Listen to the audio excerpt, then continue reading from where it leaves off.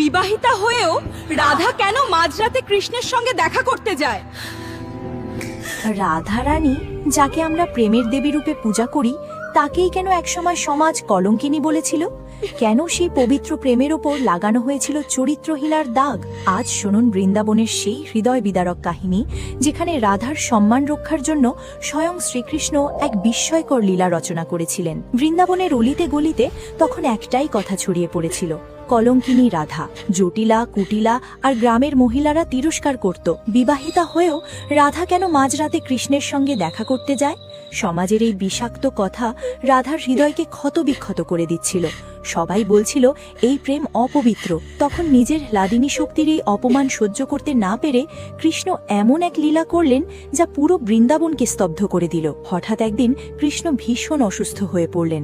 তার শরীর হলুদ হয়ে উঠল, যেন মৃত্যুর ছায়া তাকে ঘিরে ফেলেছে।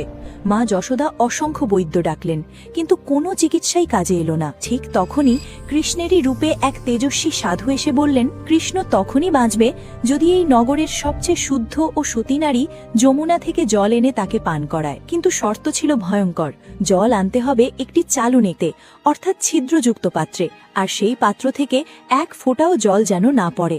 এক এক করে সেই সব মহিলারা এগিয়ে এলেন যারা গতকাল পর্যন্ত রাধাকে অপমান করছিল। কিন্তু যেই তারা চালুনি জলে ডোবাত, সব জল নিচে ঝরে পড়ত। তাদের তথাকথিত সতীত্বের মুখোশ সবার সামনে খুলে গেল। শেষে অপমান আর লজ্জায় নত হয়ে রাধা রানী এগিয়ে এলেন। তিনি যমুনার জলে হাত ডোবাতেই যেন অলৌকিক কিছু ঘটল।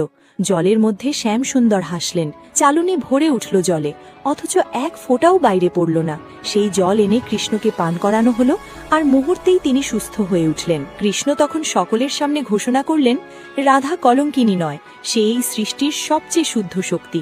সেদিন বৃন্দাবন বুঝেছিল প্রেম শরীরের নয়, আত্মার। যেখানে কোনো স্বার্থ নেই, সেখানে কলঙ্কও অলঙ্কার হয়ে ওঠে। এই কারণেই আজও কৃষ্ণের নাম রাধা ছাড়া অসম্পূর্ণ। রাধার প্রেম আমাদের শেখায়, যদি ভালোবাসা সত্যি হয় তবে দুনিয়ার কোনো অপবাদই তাকে কলুষিত করতে পারে না।